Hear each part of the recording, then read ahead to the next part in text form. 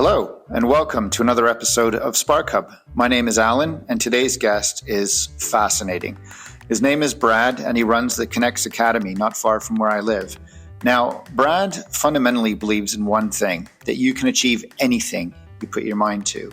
It's certainly a philosophy that I share with Spark Hub, and frankly, finding all the sparks that can get someone to there, to believing they can do anything, to executing well in adulthood. And so you'll hear the tale of how Brad got to this conclusion and executed it himself. I won't give too much away, but it weaves through international intrigue, through 9/11, through struggles, through death, through life, through rebirth. It's all there in this episode. So without further ado, please enjoy the episode with Brad. And as always, if you like what you hear, you can always dive into more in the show notes below. Thanks for welcoming me to your place. I'm really excited to talk to you. And as is tradition with Spark Up, we start with a quote. What's your quote? I've got a long one. If you bring positive change to the life of just one child in your lifetime, you potentially change the lives of hundreds more. One day, they may be the head of a dynasty of their own. They may have the effect on the lives of many others while they're getting there. And if you set them on the road with a confident and positive attitude, they lift people up. If you let them go through life damaged, well, everyone knows about Columbine and Dunblaine. Wow. And who's that? Who wrote that? That was Graham Wendes, who was my father. And it was from his book, When the Laughter Fades, which he published. It was published in the week before he passed away in 2017. It's a very deep quote. Now, can I just say that it's what I'm doing with Spark Hub is exactly, I think, encapsulated by that quote. I'm trying to find inspiring stories that spark an interest in children, that put them on a path that pay off in adulthood. So I couldn't have asked for a better quote for this, for this podcast. But I'd love to just start with your father and your background and how we ended up sitting in this wonderful location. What's all this about? How much time have we got? It's a long and wacky story. Graham was my stepfather. He met my mum when I was 5 years old, turning 6. My parents had separated in the Christmas when I was young, and I didn't see my biological father for quite a lot of my life. And even now, we've got just the most odd, weird relationship. We don't speak for years. We don't particularly get on. It's very, very strange. And Graham was my father. He was my father figure from that age. I'm now 39, turning 40 next year. So it was a big loss. When he got sick, he came and lived with us. And we kind of looked after him, made sure he was okay until his last year of life. And then he was in Farley Hospice, who are amazing, absolutely amazing. I can't speak highly enough about the people at Farley Hospice over in Chelmsford. So that's a little about Graham. And I guess, where do you start with Graham? He was my primary male role model through life. I think we need to go back in further. So Graham grew up in the Isle of Wight and wanted something better. The Isle of Wight's a very small island. There's not a lot going on there, so he moved to Brixton, and then he moved up north, and he was a bricklayer. I think Brixton, Barnsley, then Brentwood. He liked the bees, I think. Had to do a tour of the bees. Yeah, and settled in Brentwood, which is where he met my mum, who was a single parent aerobics teacher at the local leisure centre. And we grew up, and when I grew up, we didn't have any money at all. I never once in my childhood went on holiday abroad with my parents, with Mum and Graham. We used to go and stay on the Isle of Wight with his parents, with his family. But when you're a kid and you're poor, you don't know you're poor. That's just life. It's fine. So I'd have holes in my shoes, and we'd eat very simple dinners, and we'd never go on holiday. And you wouldn't know that was different to anyone else. I lived in a 1-bedroom flat, and my mum slept on the sofa for a few years. That was just life. And looking back, I'm like, wow, that would have been really hard. I'm an adult now, and actually I'm now a parent. I've got a 4-month-old baby, so I've just become a parent, and I'm like, in this cost of living crisis and the crazy world we're living in, I'm like, that must have been really hard through the late 80s, early 90s. So you now got a bit of an appreciation for that. But we used to just go down the woods and play, and we'd build dams in the river. Then the next day we'd go and smash the dams. So this river and it was great. And that was the summer when I was 6 was one of the best times I can remember. It was just fun every day. And anyone who's ever met Graham would know what he's like and would have some understanding of the impact he's had on my life. So when I wanted to go to a particular high school, and we didn't know which high school I wanted to go to. We lived in Chelmsford, and the schools in the catchment area to me weren't great. Even at 11 years old, they weren't bad schools, but they didn't really fit what I like to do. I was quite creative and quite. Would I dare say energetic too? Yeah, a little bit. Looking at your body shape now, it looks like you've honed it over. I'm well out of shape at the moment. This is a year of. But yeah, so I was always quite, but I didn't really like traditional sport. I don't like football. I don't like rugby, and that's not the things for me. I tried these things, so I got involved in some martial arts. Really enjoyed martial arts, but again, wasn't passionate about it. I quite liked it, and Graham was a very avid martial artist. And so we saw on TV, of all things, there was this gymnastic team that was on 2 different TV shows when I was young. I watched them on You Bet, so I don't know if people remember that show, and on Blue Peter. And it turned out that they were Essex-based. And we were living in Chelmer Village in Chelmsford, and the other side of Chelmsford was a school called Chelmer Valley High School, which is where this gymnastic team were based. So my parents, they wrote to school, can we go here? And we applied for it, and it was 1993, 94 I started the school.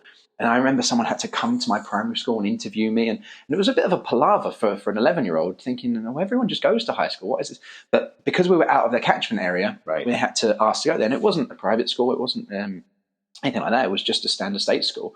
So when I went there, I thought, this is a special school that I've had to interview and get into, and then I saw the people around me, and it's just I don't want to belittle people, but it was just a regular school, and some people wanted to be there and some people didn't want to be there. But I went as an 11-year-old excited to go to this school that I had to have an interview for. And I remember very, very vividly going to find the teacher who ran the gymnastic team when I was in the first year.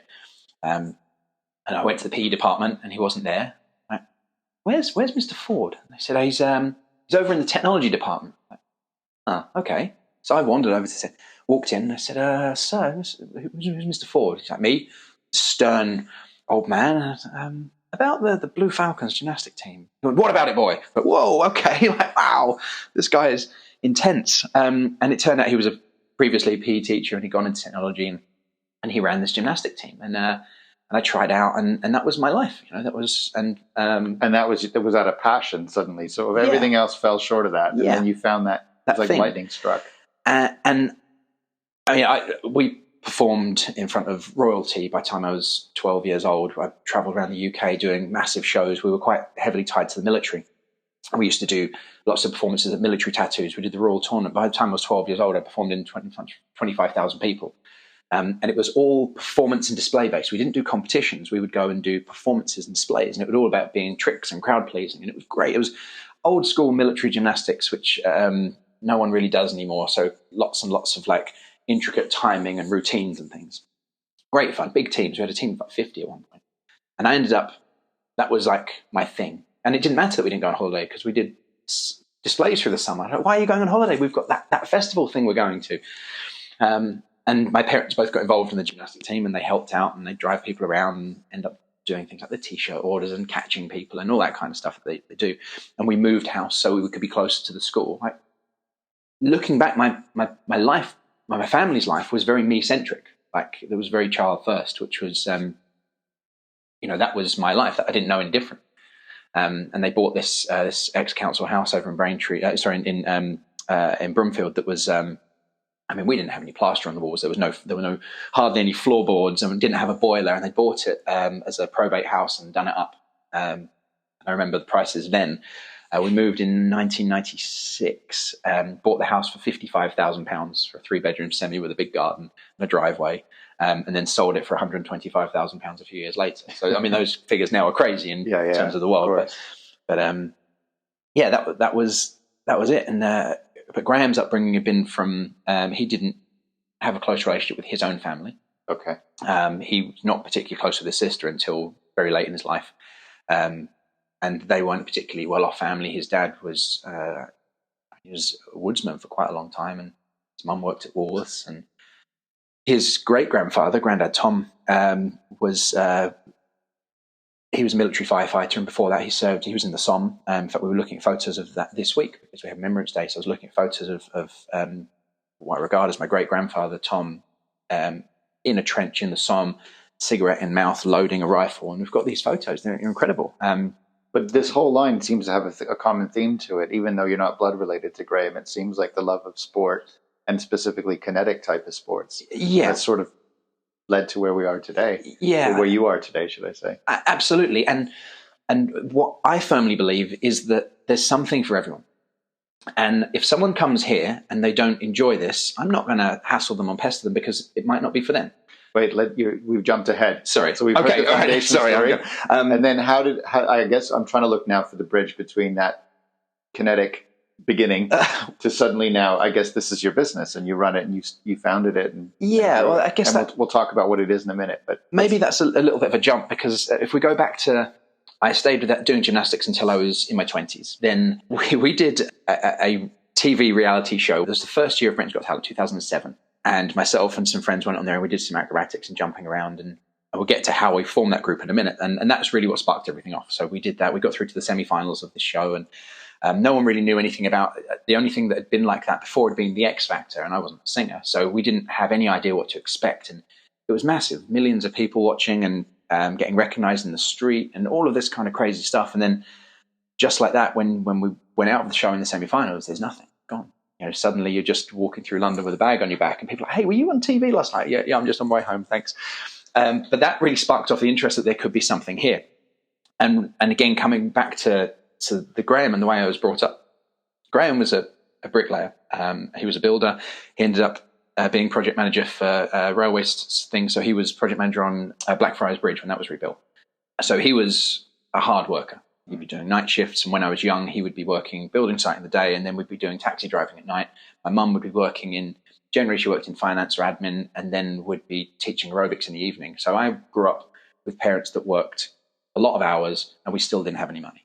And I think we always want to have at least the same quality of life, if not better, than our parents. And I was brought up saying, we'll work hard and you don't end up here. Don't do what we've done. Don't make the same mistakes we've done. You need to do something.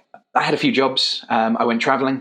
When I was 18, I went and worked in an American summer camp, which was amazing. And I then went back 2002, 2003. So sorry, I'm jumping a little bit, but was this your first overseas trip? Because you said you never traveled as a kid. But I had actually been on a couple of school trips abroad. So I'd been to Europe, but it was my first. So getting on an aeroplane at 18 years old on my own, no one I knew, sitting there on an aeroplane going to New York was an experience.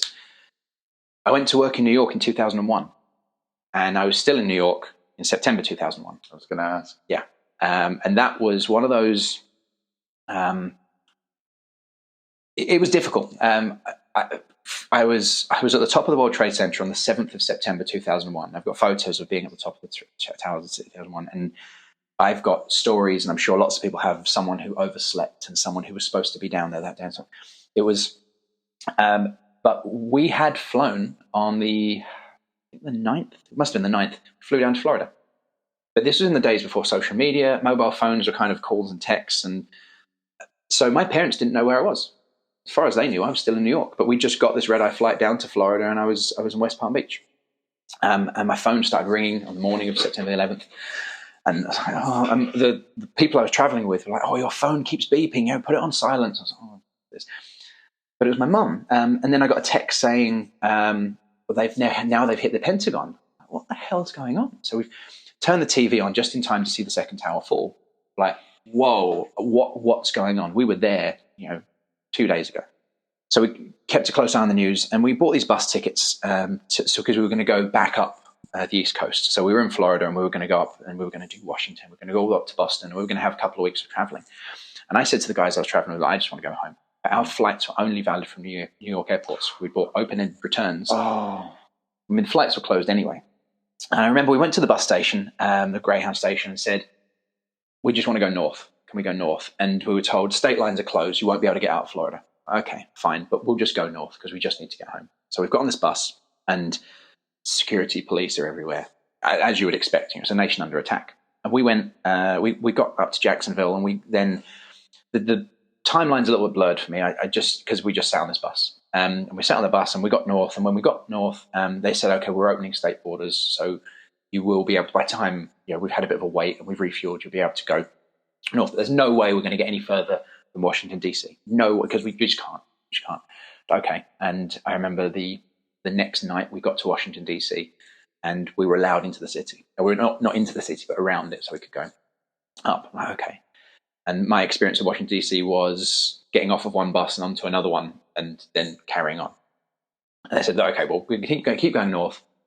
We will absolutely not be able to get onto Isle of Manhattan. It's completely closed off. We won't be able to get there. Okay.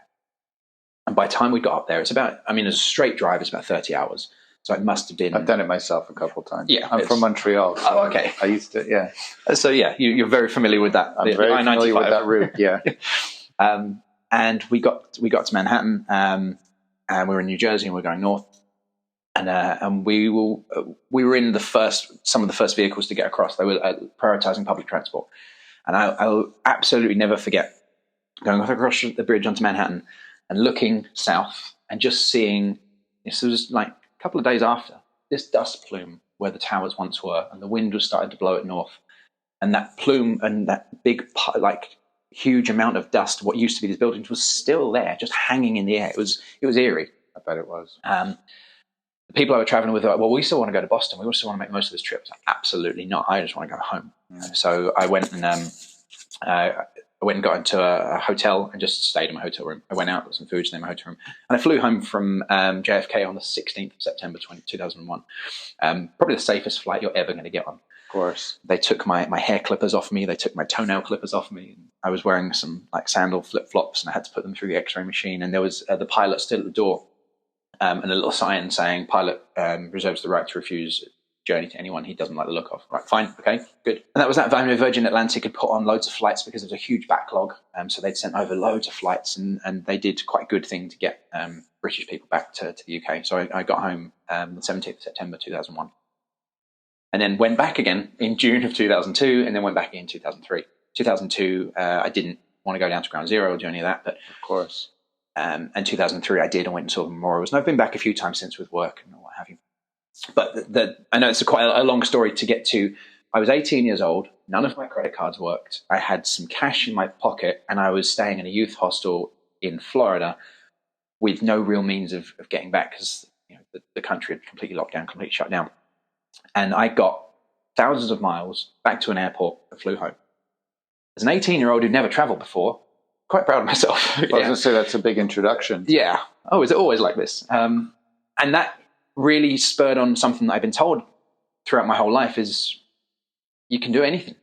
Yeah. You know whatever you want, and it's never going to get any worse than that. And the friends I made and the contacts I made, and even working with kids, it's like, oh, I like this. And I was supposed to go out there to coach gymnastics, but I ended up working on their riflery range because I had limited experience with air rifles and shooting competitions in this country. I'm a British teenager. I'd never played with a gun before. And being taught by ex-military guys how to strip down a rifle and use these bolt-action 2.2 rifles. It was great fun.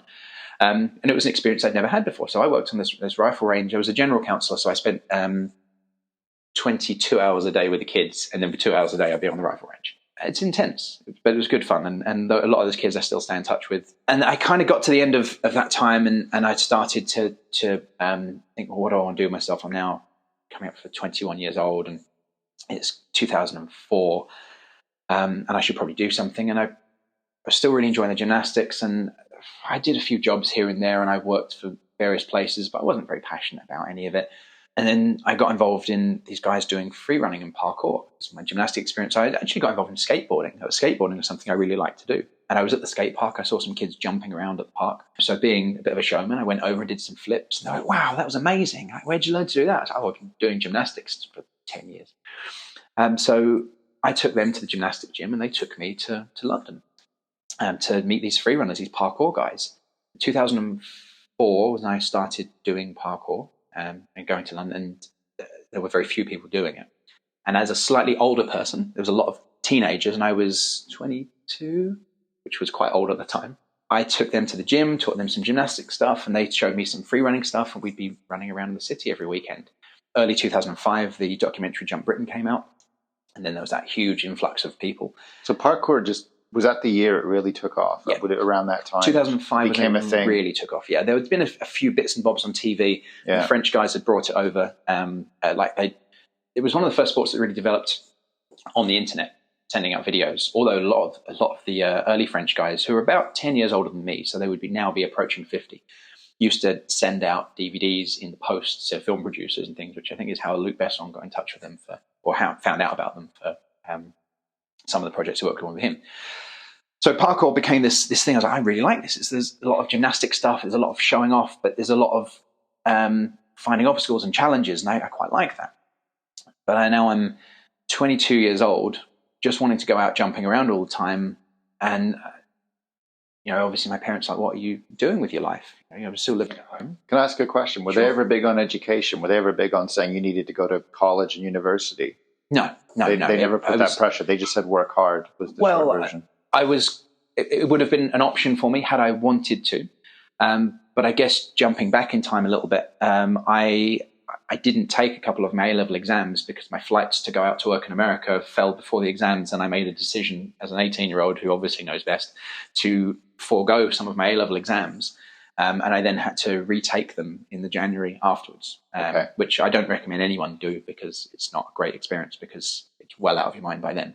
Of course. So I didn't even fill out UCAS forms. I was very single-minded. I was going to go to America. I was going to work in America, and that was really the end of my plan.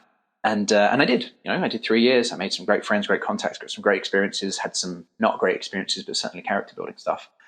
And now I've come back, and I worked in warehouses. I worked in milk production facilities. I worked in offices, and just would sign up to a temping agency and be like, "This is how much I need to earn." And what have you got for me? And I had some great experience, met some wonderful people. But that was all to fund jumping around. Exactly. It was, just to put fuel in my car and food in my belly. That's right.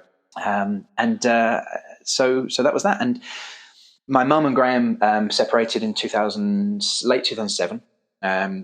Just wasn't kind of working out. Financially, they'd had a hard time. Again, some disagreements about what I was doing with my life, because like, what the hell are you doing with your life? Graham was working nights and was quite cranky to be around because he was trying to sleep in the day, but I was at home editing parkour videos. And it was a tough time. And Mum moved into a little flat. Graham stayed in the house back over the other side of Chelmsford. And I didn't see him for a couple of years. Didn't see him for a couple of years at all. And during that time, I was doing lots of performance work, so we'd be going here, there, and everywhere. I managed to get a job working for Wolverine, who are the parent company of Caterpillar, so make boots. Okay, sorry, I'm thinking of the X-Men character. No. So you're talking about apparel. Wolverine Worldwide are the parent company of Caterpillar boots, and they make a few other types of shoe. And we did some trade shows with them, and I ended up. We did a thing in Barcelona, and then we went out to Portugal. We were in Lisbon for a fashion show, and we would be doing tricks and flips and things. And I kind of was the point of contact for them. So we come off the back of Britain's Got Talent and ended up doing some of this like corporate work. We did so many silly things. We did the British Fashion Awards. We did Christmas parties for the likes of Barclays. And this is all performance, right? So you're flipping, you're jumping, you're parkouring. Yeah. But you're not recruiting. You're just kind of putting on a show. That's right. And I'm kind of calling in favors from friends and other parkour people. It's like, hey, we've got this like thing for Barclays next week. Do you want to come along and do some jumping around? And they're like, yeah, that's fine. And that's kind of how we did the Britain's Got Talent as well. So the Britain's Got Talent, we didn't really know what to expect. And I remember we were sitting in a cafe with salt and pepper pots, moving them around to like work out this routine that we'd never done before, and went out on stage and did. And we had a guy jump off the balcony, and I did a flip over ant and deck, and it was quite well received, but we just had no idea what we were doing. No idea. And it went on like that for quite a while. We were just, okay, we'll turn up to this place and just do some stuff, and then we'll get paid and go. And because I was that little bit older, not a lot, looking back now, I was really young. I was by this point in my mid-20s, and the guys that we were working with were kind of 16 to 20-ish. I sent guys to Dubai because I was like, oh, I'm busy that week. Do you three guys want to go to Dubai and do something at the Puma Dubai Marathon? They're like, yeah, what do we need to do? I was like, I don't know, jump around us, do something. They went out there and they spent a week in Dubai, and I'm just doing the organizing. Like, I could probably, do something with this. And I got a couple of emails. I remember this vividly because my mum's flat didn't have any internet at the time.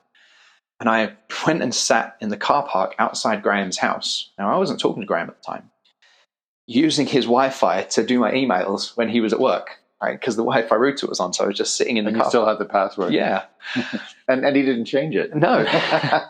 and I remember that's exactly where I was when I received 3 emails on the same subject. And that was one from a London drama school saying, we're looking for a skills teacher. We're looking for someone to coach some acrobatics and gymnastics. We found you on the internet. Is this something you can do?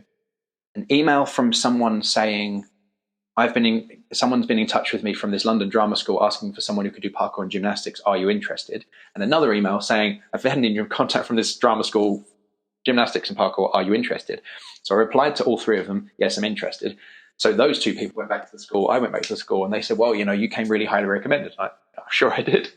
I replied to those 3 emails in that car park that day. Wow. And this is what a story, I'd done some careers days in school, and this is one of the stories that I often tell people. I went to the drama school to have my interview for this job. Bearing in mind I had very little actual coaching and teaching experience.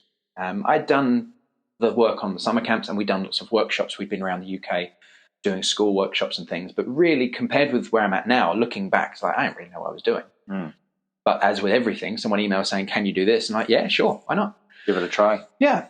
So I turned up, and when I got there, I was a little bit early. So I went to the cafe on site, and I held the door open for this man with a little white beard. And he said, thank you, young man. I went and sat down, had my coffee, and was just kind of thinking around the site. And then when I went in for my interview, who's interviewing me? It's the guy I just held the door open for. And he said, you're the young man who held the door open. And from that moment, I knew I had that job. I knew it. He was just friendly, and I did. And a job that I was wildly inexperienced for, that I was barely qualified for, teaching people on a degree level course to do skills work. And there was some theory in there as well. So we did some lesson planning, we did some risk assessments and that kind of thing. And so he toured me around the site and got my contract, and it was pretty well paid at the time for what I was earning. So I was doing 2 days a week at this drama school, which then opened me up to a whole world of stage combat. And I'd done some drama and some acting in school, and I'd been interested in the theatre, but now I'm just absorbing everything because I'm around this site. I could just go and watch everyone's shows, and I could watch some people's lessons, and I could get involved in projects and just like absorb all of this information without having to pay to go to a drama school. Wonderful. And so I got a real passion for some of the weapons work and so the stage combat, which was what this course was specifically for, acting and stage combat. And then I continued that learning. When the school moved over to Southend, it became much more formal. It was far less relaxed than it was. So I continued my training elsewhere. And I'd been involved in through Graham for a birthday. I think I was 17, sent me on a stage combat course, and I'd done a few bits and bobs like that because I was always interested in, I'd wanted to get involved in stunts and film and things, and that kind of, I'd resigned myself to the fact that was quite a hard thing to do, and I'd done traveling, and I'm like in my mid-20s, and I didn't kind of do that. So now I'm coaching people to do acrobatics and parkour while doing some performance work, while having this retainer now for Wolverine Worldwide, who are a footwear company. I was going out to Grand Rapids and Chicago and doing these trips around the world, and I'm like, wow, this is... And you didn't have to work in a warehouse after I didn't have to work in a warehouse. And suddenly, in a couple of years, my life had just gone to like being really crazy. And I remember I went into the bank once I think I'd just pay some money in or draw some money. I went to the counter. I remember the lady at the counter went, you've got too much money in your current account. Sorry, no one's ever told me that in my life. She went, yeah, you've got too much money in your current account. We recommend with the amount of you've got, you should really open a savings account because you're not earning any interest on your... And now obviously she's just trying to sell me a savings account, but I didn't know that. I've got too much money. So what age are you when you hear this message? 24. And in your whole life, you've never heard you've had too much. No. You've had an empty stomach. You've had to fill your car up. Yeah. For 24, you get this message. So having absolutely no financial savvy at all, I went out and bought a motorbike instead of putting it in a savings account. But I was on a retainer from that company, so they would give me, it wasn't a huge amount of money, they would give me £900 a month for nothing, simply to not work for other footwear companies.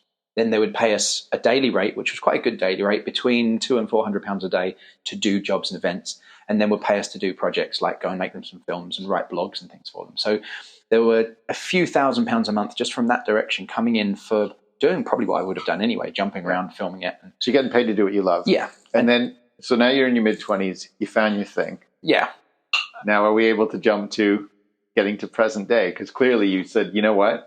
I could do something with this. Yeah, and we can kind of trace it down the next couple of years quite easily.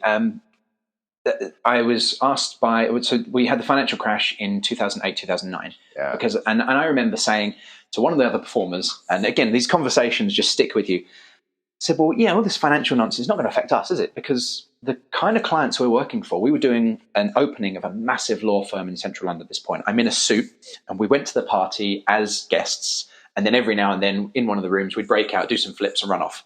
That was a stealth performance job. We did quite a lot. We'd be at conferences and all sorts in suits, pretending we were there, and then do a load of tricks when a bit of music comes on and run off. And I was remembering the changing room with one of these other performers, and he was like, I don't know, I think this financial crash is going to affect us. I was like, this company's not going to go bust. Doesn't matter what happens in the world. This company, we do shows for Barclays, we do shows for like huge things like the British Fashion Awards and what have you. And he's like, and I was like, no, not going to happen. Little did I know, even the companies that had money couldn't be seen to be spending it. Right. So the corporate market just bottomed out that year. We'd had a couple of really good years, 2007, 2008. The purse strings must have just gone. Yeah. So even the companies that did have money couldn't be seen to spend thousands of pounds on people in vests jumping around at their parties or even having those parties. So I'm like, wow, I had a really good couple of years. Now what do I do? And I was contacted by St Albans Council, and they said, could you coach parkour? We've seen some of your stuff. Could you teach this to young people? Just a question. This is all word of mouth, right? You're not you don't have an agent. Nope. You're not out, putting up ads and. Nope. All word of mouth. Just random emails and phone calls. Was pretty much my 20s. Just people calling you up. And I was like, yeah, I guess so. I guess we could probably coach it. He's like, well, I want to do a regular class for children. Now, St Albans is one of the most affluent areas in the UK, but it does have some areas of deprivation. And there are a couple of areas in St Albans where there's kids who are from poor families. So it was a funded project to run activities for these kids. And we did two in Hertfordshire. We did one in St Albans and one in what is now the Laura Trott Leisure Centre in Cheshunt. So we started those up as sustainable classes. Now, at this point, we managed to get some insurance that would cover us to do parkour. Parkour qualifications didn't really exist. There was the beginnings of the governing body that was making some waves in central London and the city and over in Westminster, but we weren't really engaging with them. So myself and a couple of guys kind of wrote a syllabus, and we went through the basics of like training up some youngsters and getting them insured and doing DBS checks and putting them on first aid courses and all the kind of, if you Google, what do I need to run a sports club, do those things. And then we kind of came up with how we would go about teaching this. And we're just making it up, just completely making it up. And that ran for a little while, and those classes ran for a few years. The one at the Laura Trott Leisure Centre continued running after we handed it over to local coaches, and that ran till very recently. It was great. And then I moved. I was living in Loughton, which is where the drama school was. Then I moved back to Essex, moved back over to Chelmsford. And it was quite a long way to go to St Albans. So that class came to it. We carried on sending coaches there for a little while afterwards, but it just had to wind down because no one locally wanted to take it on. But it sounds like you're creeping into management territory now. Yeah. And without even realizing. And that's not a big strength of mine, or I didn't think was a big strength of mine, but just organizing people and working out the logistics.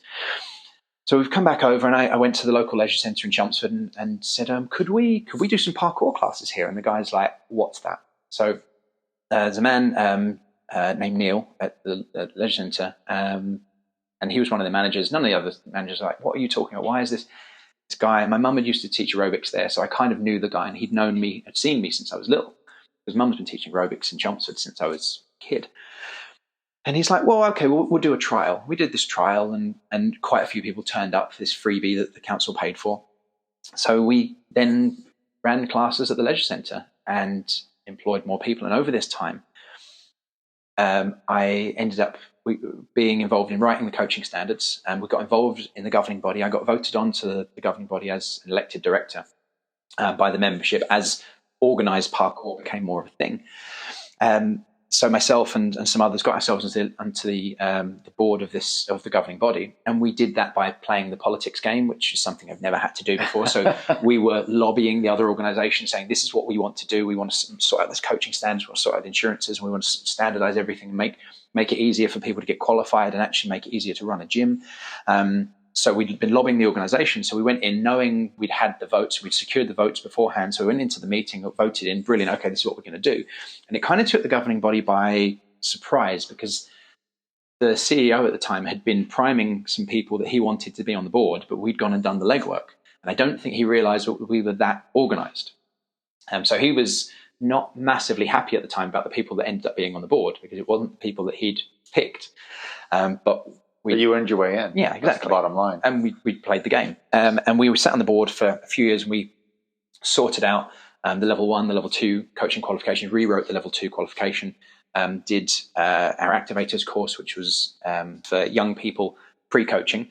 And then I was on the board in 2017 when parkour got recognised as a sport. So I went and met Tracy Crouch, who was then sport minister. Oh, wow. And we were recognised as a sport by Sport England, or by all of the national sports, Sport England, Sport Ireland, Sport Wales, Sport Scotland, and GB Sport. And then we got, I haven't got any certificates in here, but we got all of our qualifications properly ratified by First for Sport qualifications. And it was an amazing thing. And something else I talk about when I go into schools is you can do anything. Parkour didn't exist when I was in school. It wasn't even a thing. And then this activity had kind of come about, and jumping around. And then myself and a few others wrote the standards, got it insured, got qualifications for it, created a sport, we're the only sport that has ever been recognised as a new sport by Sport England. The only sport. Because everything else existed pre-Sport England. Someone invented football a very long time ago. We're the only people to have gone through the recognition process. And we did it. So we've created this marketplace. We created the sport out of thin air. And now... From jumping around when you were a kid? From jumping around, exactly. And being told by my parents, you can do whatever you want. Yeah. And so I kind of want to land on 2 questions. First is about how you ended up building this business. So the moment where this suddenly became a thing and it became your full-time thing. And then the second question is around what you're doing in schools now and the sort of inspiring stories that you're seeing. So sure, I guess the pay it forward element. But let's start with how we ended up in the building we're in now. How did this come about? So the Kinetix Academy came about through a few, again, bits of chance. As is everything, by the way. It sounds like a domino effect. Yeah. I should really play the lottery more, I think. So we were operating out of the leisure centre in Chelmsford, and I had a lot of satellite classes. And by this point, we're now kind of 2016, 2017, hundreds of kids every week coming through our doors. We've got a van full of equipment. We've got equipment stored at the leisure centre. And we're running 3 days a week at Riverside Ice and Leisure in Chelmsford, and then Dovedales and other satellite schools. I've got about 10 coaches working for me. And I'm on the governing body. And I also do... through the kind of combat and the film stuff, I'm one of the choreographers for the English National Opera and for other film and TV productions as well. And I've worked on, I was over in Bath earlier this year, working on a production of Into the Woods with Terry Gilliam, who's a massive hero of mine, Monty Python days. Of course. So that's the kind of stuff that I've ended up doing from being the kid with holes in his shoes in the 1-bedroom flat. But having lots of conversations, one conversation leads to another, doesn't it? And emails in parking lots. Yeah. And just if someone says, "Can you do this thing?" just go, "Yeah, I think so." But we ended up here via another. Someone said, "Can you do this?" And we said yes. So we were contacted by the English Cricket Board in 2015. They said, "Could you provide entertainment at every cricket match, every televised cricket match this year?" And my then we got married that year, so my then wife, or probably fiance at the time, was doing a lot of our admin, and she's like, we can't manage this. We don't have the people. We can't run the classes and do the cricket. It's like, the cricket is a lot of money. That's a lot of money. By the time we've got travel and we've got that many performers and we've put our bit on top, it's a lot of money. I was like, I'm working today, I'm teaching all day. Can you just write a brief and make it happen? Just tell them we can do it, and then we'll work out how we do it. And we got the contract, and we did 2 years of performances for the ECB, doing all of the televised matches, and that paid for my honeymoon. That paid for lots of things that allowed us to do a lot of things. And we had, for the first time, a significant chunk of money in the bank, and we could actually then plan a little bit more ahead. At that time, the leisure centre that we're teaching out of was going to be redeveloped. It was a big thing, and the locals weren't particularly happy about the redevelopment. They were going to make a smaller leisure centre in the car park of the existing leisure centre, and then sell off a lot of land, more car parks and flats and things. And I remember I went and spoke to the leisure centre and said, "Look, you're building a new centre. If you allow us to have some space, we'll rent it off your market rate. I don't want any deals, any favours, but if you just allow us to have a bit of space that we can have as our own, we can build something permanent, we can run it full time." They said, "No." Okay, cool, thanks. So we started looking around for industrial property. And we came to a lot of people saying no, because the planning rules in the UK are very difficult. Trying to get light industrial or warehouse to have a use for sport, to allow change of use, is difficult. So of the money we had, in fact, during this time, while we were looking, Graham passed away. And what we didn't know at the time is he had a death and service insurance policy on his for the job that he had, which none of us had any idea about. And the week before he died, we got the paperwork through saying that there was like a significant chunk of money on his death. Now, I'd give every penny I've ever had to have him back, but with a bit of a sorry. Okay, no, I understand. It was something of a parting gift that he didn't even know he was giving. That helped us because then we could afford to pay for a proper planning company to write us a planning application. Yeah. It unlocked the full potential of your plan. Yeah. So it's a beautiful thing. Yeah. And that really was the thing that really helped us get this enormous building, which is bigger than we need. And we could do more with it. And it did cost us a lot of money in planning applications and planning fees. And I had to go and sit in front of the local planning committee. And I don't know if anyone's familiar with that. It's the most bizarre experience. There's a semicircle of tables of people looking at you. And I'm sitting in the middle of the semicircle with all these people looking at me. They put 2 minutes on a timer and you have 2 minutes to pitch your case. And at the end of 2 minutes, that's it. So I had to, and I'd been rehearsing what I was going to say so that it was bang on 1 minute 59. Then they have a conversation, a debate in front of you, which you can't say anything. So they're asking questions, and I'm like, and I even said a couple of times, I can answer that, and they're like, sorry, no, we're not allowed to. It's like a mute Dragon's Den. It's like a mix between The Voice and Dragon's Den by the sounds of it. Oh, it's awful. And but they agreed it, and the caveat they put on was that this changing use of this building to sport and leisure didn't set a precedent, so that other buildings in this estate couldn't do the same. And if we vacate this building, it reverts back to light industrial use. Fine, happy with that. So we have a bigger building than we need that's quite expensive, that we moved into in early 2018. We kitted it out, did most of the building work myself, which I'm not a builder, but I learned. I'd inherited a lot of tools. Yeah. And we built the mezzanine floor, and we constructed most of it and had it all checked and signed off. And I was like, wow. And here we are. The academy was born. It was. Is Kinetic or Kinetix? Kinetix, Team Kinetix. Team Kinetix. And that came from a conversation in a pub saying, well, we'll start our own business. How hard can it be? And so this conversation in a pub, this is the business you've been running since 2018. This is what you do with most of your day? Yeah. So I actually started the limited company that runs this place was formed in 2015. Before that, I was working self-employed under the name Kinetix since 2009. Okay. So we'd been Team Kinetix for that long. We had a couple of rocky moments. So the beginning of 2019, we were treading water. We weren't quite making enough money to make the place work because we'd moved towns, hadn't done a lot of advertising because I'd never really dabbled with advertising and marketing. And it was a bit of a struggle. And it was always very much like, well, we'll make it happen. We'll make it happen. And things were tough. My wife was doing the admin and working for us, and we were just talking work all the time. Mm-hmm. January 2019, so we'd been open for just under a year. On a Friday night, she said, I'm leaving. I'm going. I'm done. And my wife left me. And yeah, so I'm now. She said she'll continue to do the admin until we can hand over something. But I'm like, now I'm kind of here on my own. That was on the Friday night. I came into work. I didn't tell anyone because you've got to get on with it. On the Monday morning, I get a phone call to let me know that Abbas, one of our coaches, had passed away previous night. So I'm like, he was not only one of my best friends. He worked here for, and it was sudden and unexpected. Was it? Yeah. He'd been troubled. He had some knee injuries, and he'd been quite struggling on his own. But he didn't really talk about it. He was a confidant to everyone else. He was everyone else's rock, and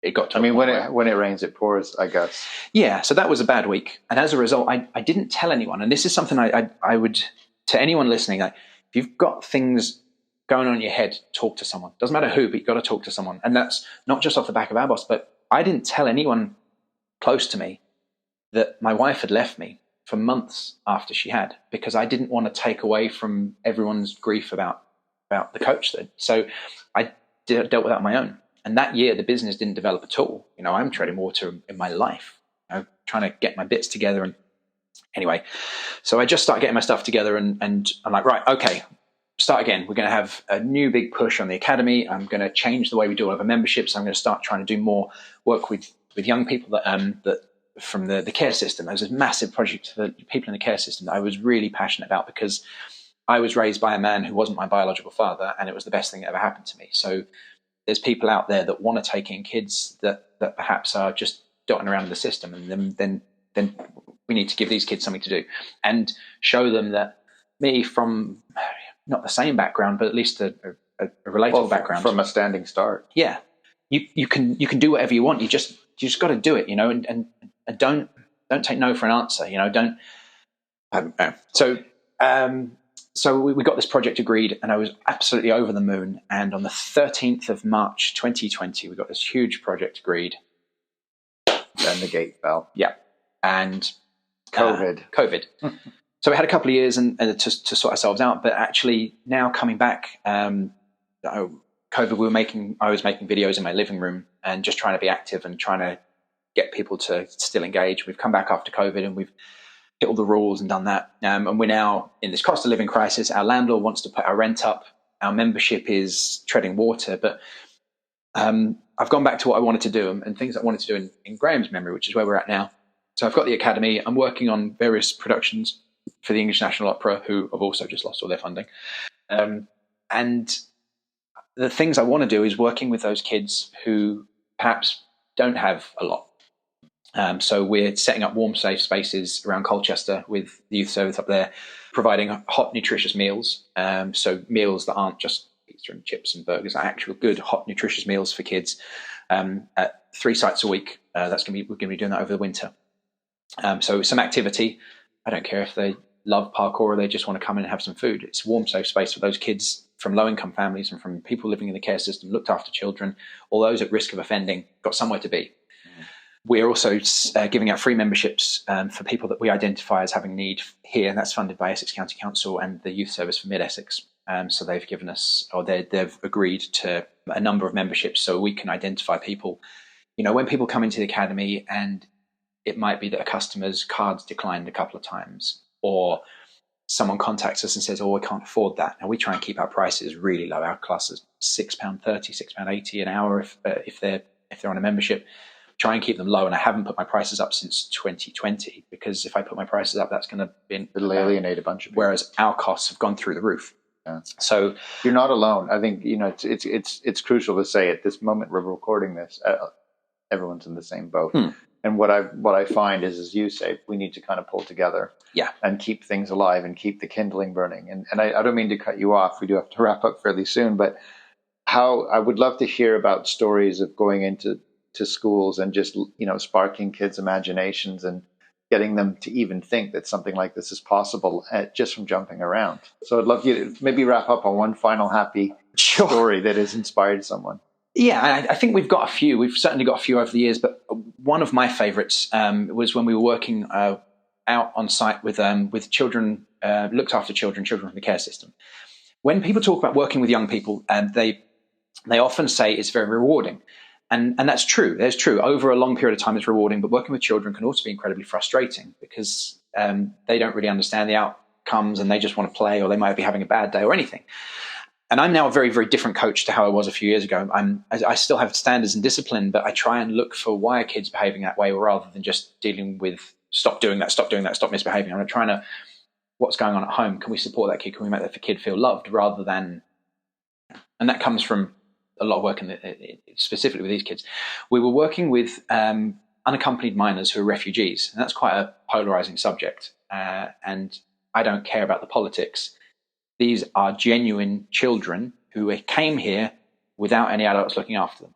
Don't care what the politics are. Those kids need looking after. And we were working with a group from all over. Some of them did speak English, some of them didn't. And there was a young girl, and she can't have been older than 10, sitting in the corner, arms folded, head down, didn't want to join in with any of the activities. And we're kind of beckoning her over, and she didn't want to do it.